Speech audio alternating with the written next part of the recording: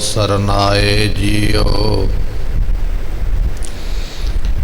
मैं आसा रखी चित में, मेरा सबो दुख गवाए जियो। सुखा होटल गुर सेविय, अहनिस सहज सुभाए। दर्शन परसे गुरु कै, जन्म मरण दुख जाय। होवै सिफत खसमधि, नूर अरसों कुरसों चटियै। तुद डिठे सचे पातशाह, मार जन्म जन्म दी कटियै। तुद डिठे सचे पातशाह, माल जन्म जन्म दी कटियै। सतनाम श्री वाहिगुरु साहिब जीओ। सोरठ महला पंजवा। तन संतन का, धन संतन का, मन संतन का किया। संत प्रसाद हर नाम त्याया, सर्ब कुशल तब थिया। संतन बिन अवर ना दाता बिया। जो जो शरण परे साधु की, सो पार ग्रामी किया। तन संतन का, धन संतन का, मन संतन का किया। वाहिगुरु जी का खालसा, वाहिगुरु जी की फतेह। साहिब सतगुरु गरीब नवाज गुरु ग्रंथ साहिब पातशाह जियां दी पवित्र पावन हजूरी अंदर सुभायमान हो रही गुरु की संगत। आप संगत अमृत वेले तो गुरु दरबार विच बैठ के गुरबाणी नितनेम और कीर्तन दे रूप दे विच आप संगतां ने सरवण कीती है। इस वेले लड़ीवार कथा जो असी सरवण कर रहे हाँ, अज दा ये शब्द आपां नूं 610 अंग दे उपर गुरु पातशाह सोठ राग दे अंदर बख्शिश कर रहे ने। आओ बड़ी भावना नाल शरधा नाल सतगुरां दे ये जो अगमी बचन हैं तिन्हां नूं सरवण करिए। मन दियां बिरतियां टकाइए, मिल के आखिए सतनाम श्री वाहिगुरु साहिब जी। सतनाम श्री वाहिगुरु साहिब जीओ। सोरठ महला पंजवा।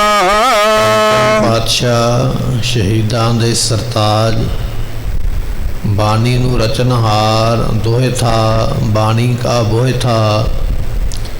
ये वार गुरु अमरदास पातशाह तो लैन वाले गुरु अर्जन देव महाराज जियां दा ये शब्द है।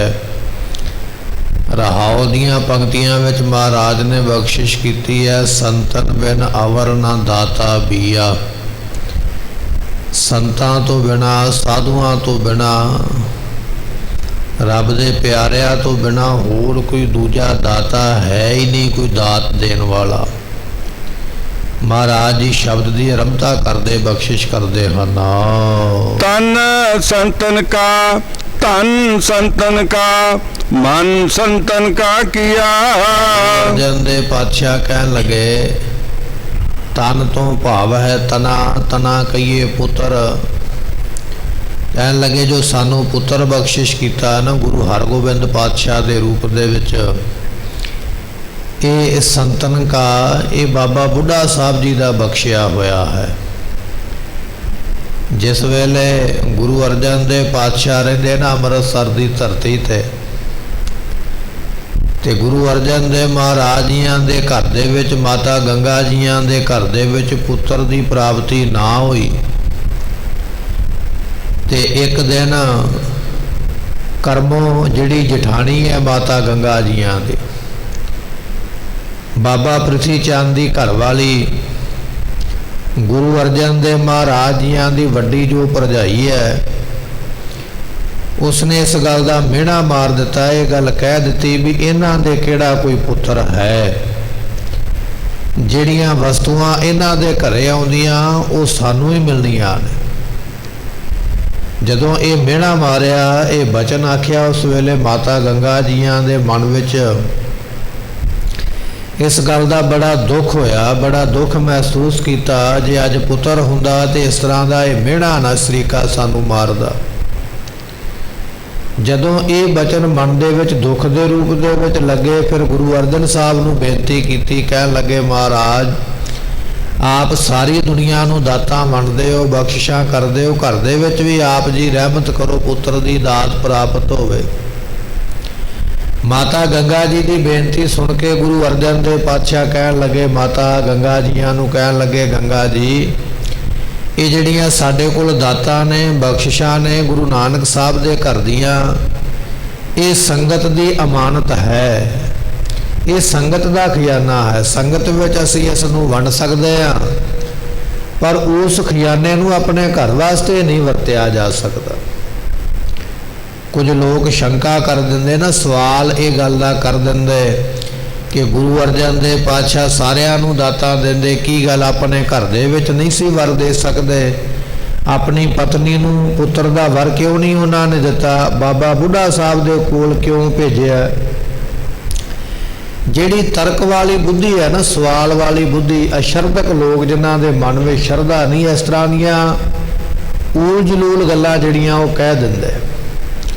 पर जदों माता गंगा जी ने बेनती की पुत्र की दात दिओ तो महाराज ने जवाब ये दिता, कहन लगे ये दातां गुरु नानक दे घर दियां ये संगत विच वरतियां जा सकदियां, वरताइयां जा सकदियां। इन्हां दातां नूं अपने निजी स्वार्थ वास्ते निजी सुख बदले नहीं वरतिया जांदा।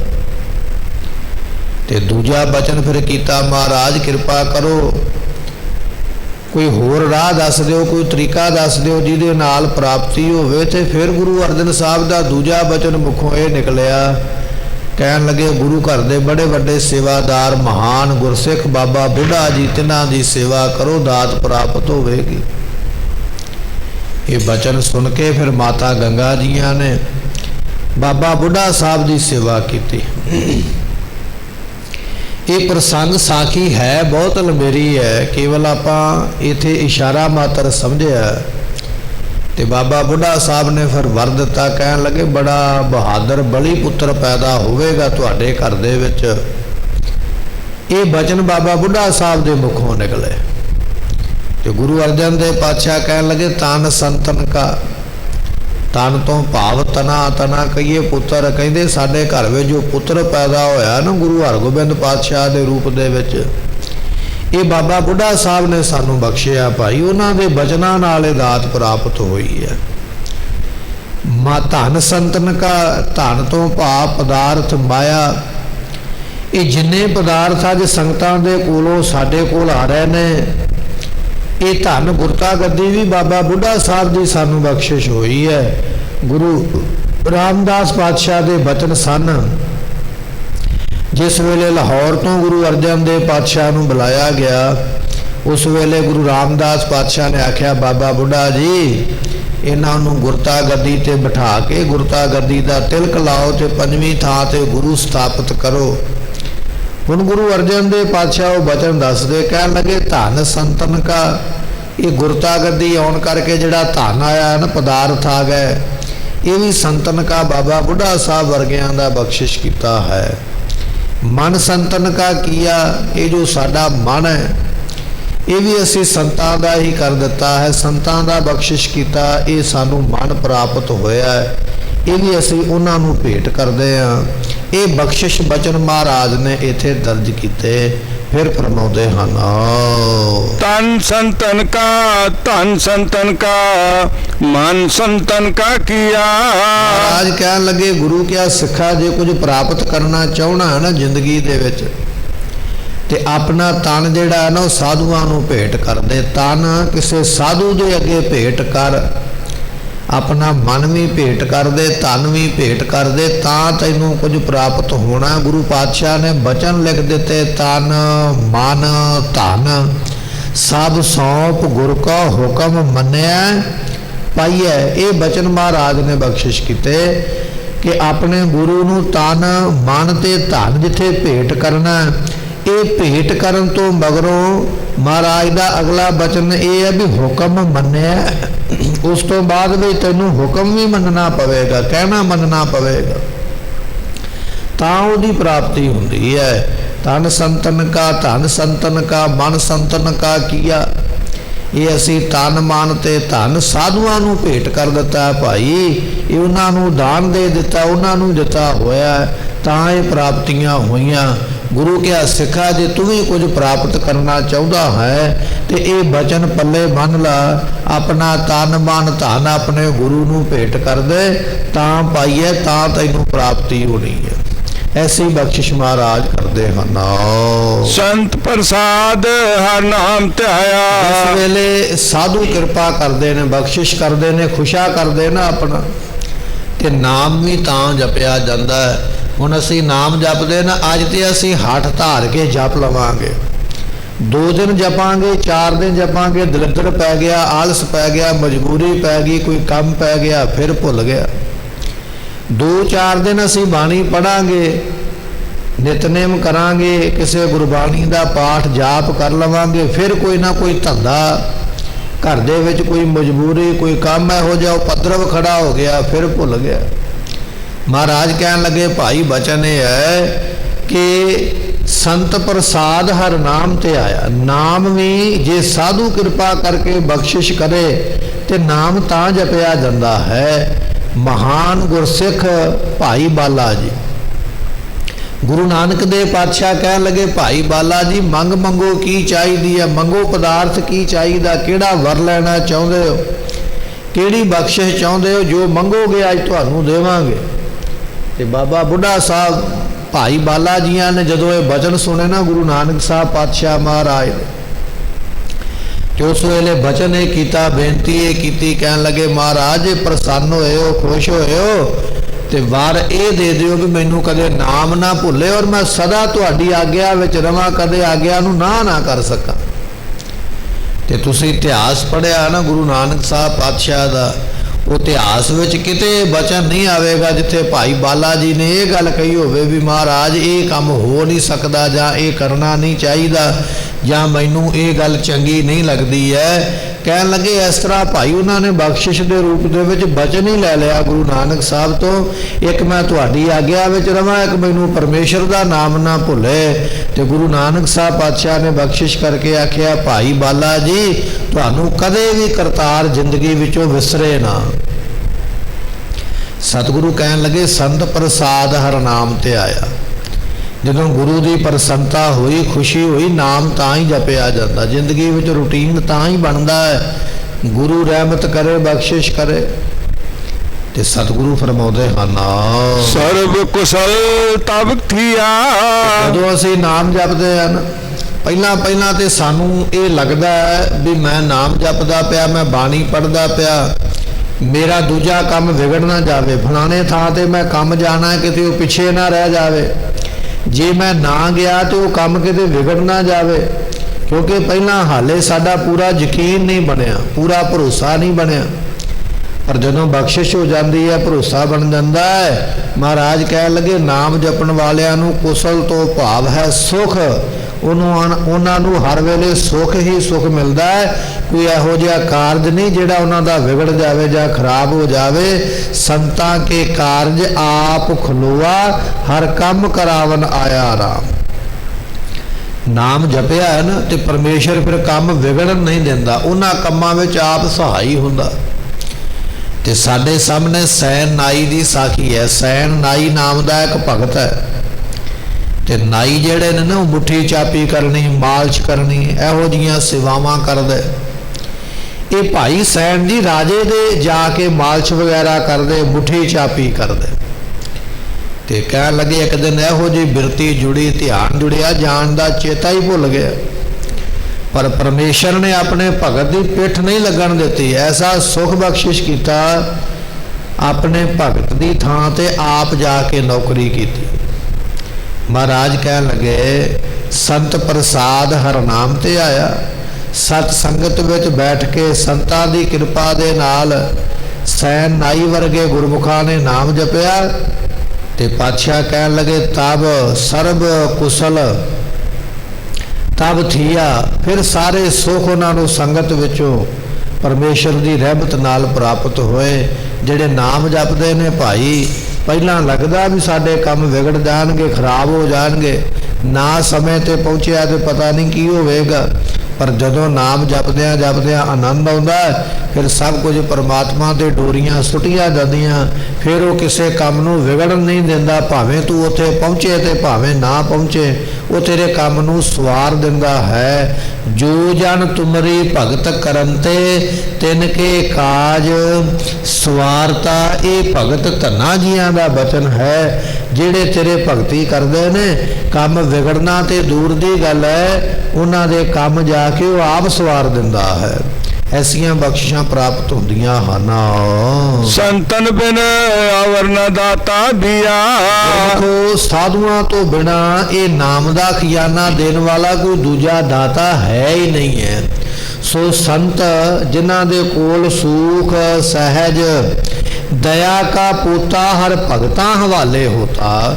ਰੱਬ ਦੇ ਜਿਹੜੇ ਭਗਤ ਨੇ ਉਹਨਾਂ ਕੋਲ ਸੁਖ ਦਾ ਵੀ ਖਜ਼ਾਨਾ ਹੈ, ਉਹਨਾਂ ਕੋਲ ਦਇਆ ਦਾ ਵੀ ਖਜ਼ਾਨਾ ਹੈ, ਸੂਖ ਸਹਿਜ ਸਹਿਜ ਕਹੀਏ ਗਿਆਨ, ਗਿਆਨ ਦਾ ਖਜ਼ਾਨਾ ਉਹਨਾਂ ਦੇ ਕੋਲ ਹੈ। ਐਸੇ ਉਹ ਖਜ਼ਾਨੇ ਦੇ ਮਾਲਕ ਬਣੇ ਹੋਏ। ਮਹਾਰਾਜ ਕਹਿਣ ਲੱਗੇ ਸੰਤਨ ਬਿਨ ਅਵਰ ਨਾ ਦਾਤਾ ਬੀਆ। ਸਾਧੂਆਂ ਤੋਂ ਬਿਨਾ ਨਾਮ ਦਾ ਖਜ਼ਾਨਾ ਦੇਣ ਵਾਲਾ, ਦੁਨੀਆ ਦੇ ਪਦਾਰਥਾਂ ਦਾ ਖਜ਼ਾਨਾ ਦੇਣ ਵਾਲਾ, ਦੁਨੀਆ ਦੇ ਸੁੱਖ ਦਾ ਖਜ਼ਾਨਾ ਦੇਣ ਵਾਲਾ ਕੋਈ ਦੂਜਾ ਹੈ ਹੀ ਨਹੀਂ ਹੈ। ਇੱਥੇ ਹੀ ਬਸ ਨਹੀਂ, ਸੰਸਾਰਕ ਸੁੱਖ ਵੀ ਸਾਧੂ ਦੇ ਦਿੰਦੇ। ਸੰਸਾਰ ਵਿੱਚ ਕਿਸੇ ਨੂੰ ਪੁੱਤਰ ਨਹੀਂ ਮਿਲਿਆ, ਕਿਸੇ ਨੂੰ ਧਨ ਨਹੀਂ ਮਿਲਿਆ, ਕਿਸੇ ਨੂੰ ਰੁਜ਼ਗਾਰ ਨਹੀਂ ਮਿਲਿਆ, ਕਿਸੇ ਦਾ ਸਰੀਰ ਤੰਦਰੁਸਤ ਨਹੀਂ ਹੈ, ਇਸ ਦੁਨੀਆ ਦੇ ਵਿੱਚ ਵੀ ਸਾਧੂ ਦੇ ਕੋਲੋਂ ਸੁੱਖ ਤਮਾਮ ਮਿਲ ਜਾਂਦੇ। ਅਤੇ ਪਰਮਾਰਥ ਦੇ ਸੁੱਖ, ਪਰਲੋਕ ਦੇ ਸੁੱਖ ਜਿਹੜੇ ਨੇ, ਉਹ ਵੀ ਸੰਤਾਂ ਦੀ ਬਖਸ਼ਿਸ਼ ਦੇ ਨਾਲ ਪ੍ਰਾਪਤ ਹੋ ਜਾਂਦੇ। ਮਹਾਰਾਜ ਕਹਿਣ ਲੱਗੇ ਰੇ ਰੇ ਦਰਗਾਹ ਕਹੈ ਨਾ ਕੋ, ਆਓ ਬੈਠ ਆਦਰ ਸੁਭ ਦਿਓ।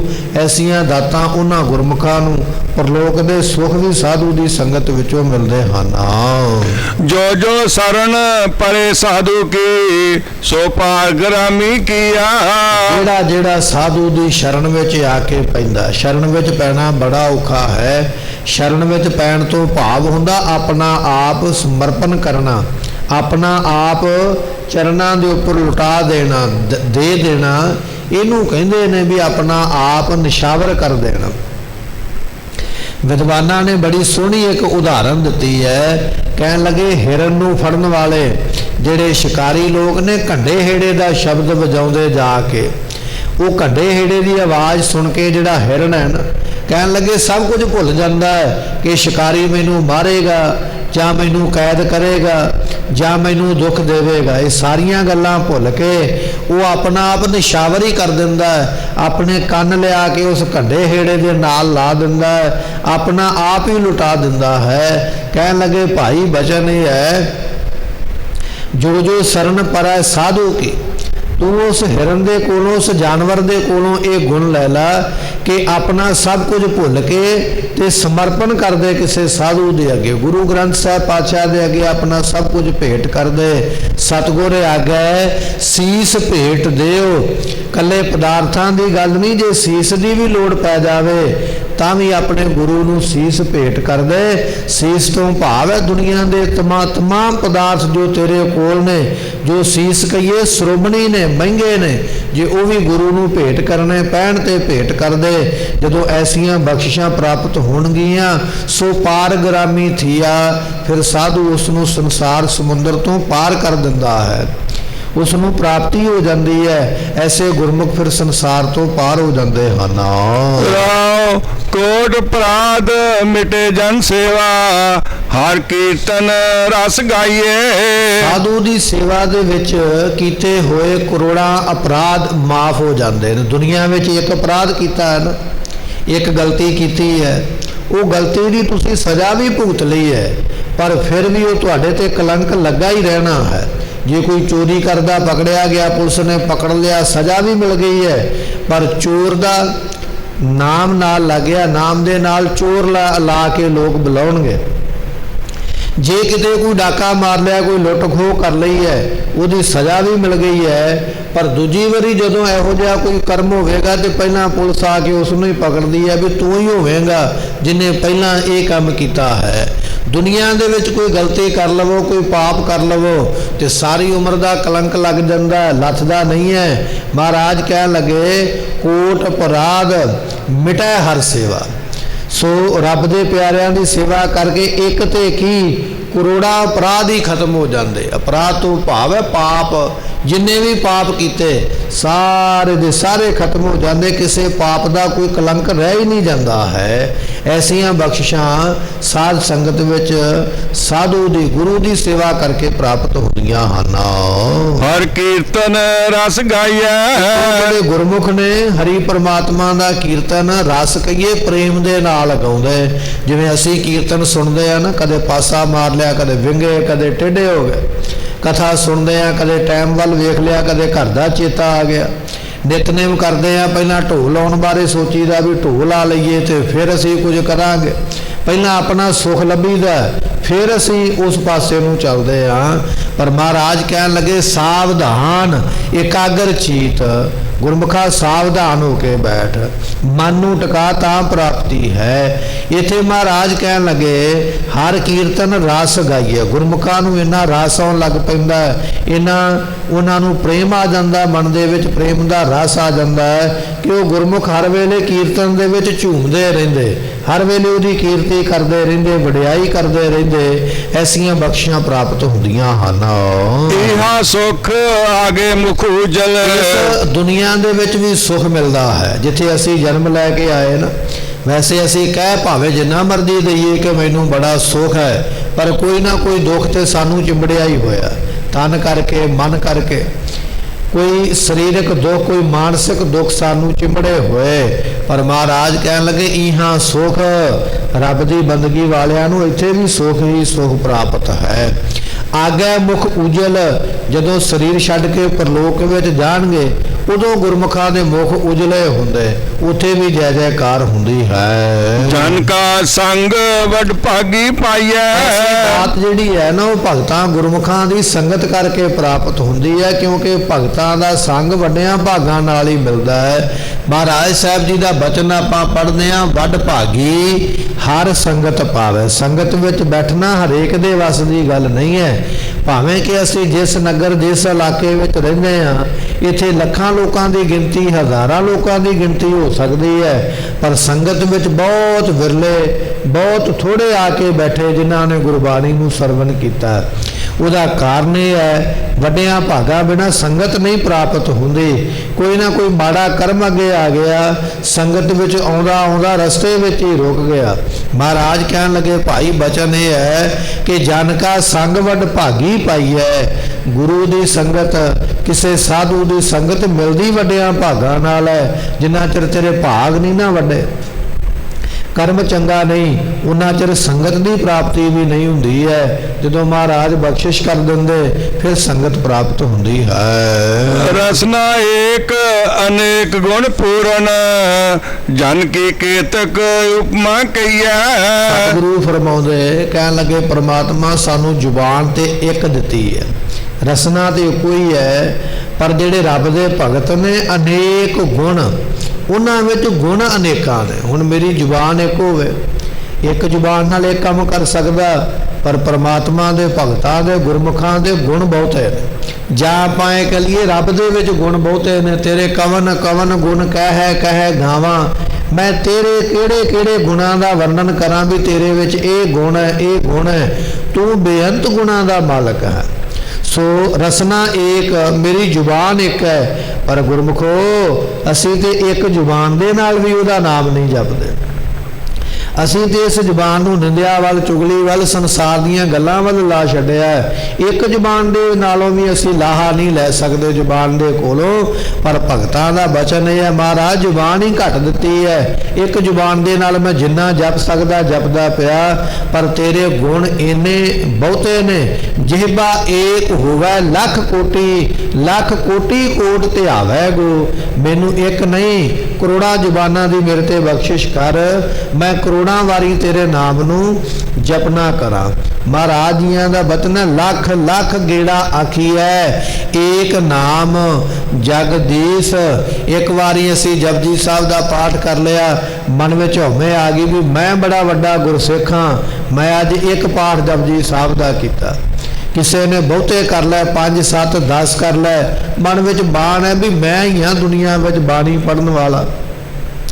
ਤੇ ਗੁਰੂ ਨਾਨਕ ਦੇਵ ਮਹਾਰਾਜ ਨੇ ਉਸੇ ਬਾਣੀ ਵਿੱਚ ਲਿਖਿਆ, ਕਹਿਣ ਲੱਗੇ ਕਿ ਭਾਈ ਲੱਖ ਲੱਖ ਗੇੜਾ ਆਖੀਐ, ਤੇਰੇ ਕੋਲ ਇੱਕ ਜ਼ੁਬਾਨ ਦੀ ਜਗ੍ਹਾ ਤੇ ਭਾਵੇਂ ਲੱਖਾਂ ਜ਼ੁਬਾਨਾਂ ਤੇਰੇ ਕੋਲ ਆ ਜਾਣ, ਇੱਕ ਵਾਰੀ ਵਾਹਿਗੁਰੂ ਕਵੇਂ ਤੇ ਲੱਖਾਂ ਵਾਰੀ ਵਾਹਿਗੁਰੂ ਨਿਕਲੇ। ਇੱਕ ਵਾਰੀ ਕੋਈ ਇੱਕ ਪਾਠ ਕਰੇ, ਉਸ ਪਾਠ ਦੀ ਗਿਣਤੀ ਲੱਖਾਂ ਵਿੱਚ ਹੋ ਜਾਵੇ। ਲੱਖ ਲੱਖ ਗੇੜਾ ਆਖੀਐ, ਪਰ ਆਖੀਏ ਕਿਹਨੂੰ? ਏਕ ਨਾਮ ਜਗਦੀਸ਼।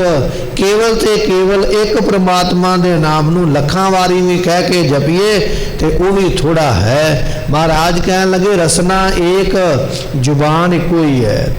ਅਨੇਕ ਗੁਣ ਪੂਰਨ, ਪਰਮਾਤਮਾ ਦੇ ਭਗਤਾਂ ਦੇ ਗੁਣ ਅਨੇਕਾਂ ਤੇ ਗੁਣਾਂ ਨਾਲ ਉਹ ਪਰਿਪੂਰਨ ਭਰੇ ਹੋਏ ਨੇ। ਜਨ ਕੀ ਕੇਤ ਕੀ ਉਪਮਾ ਕਹੀ ਹੈ।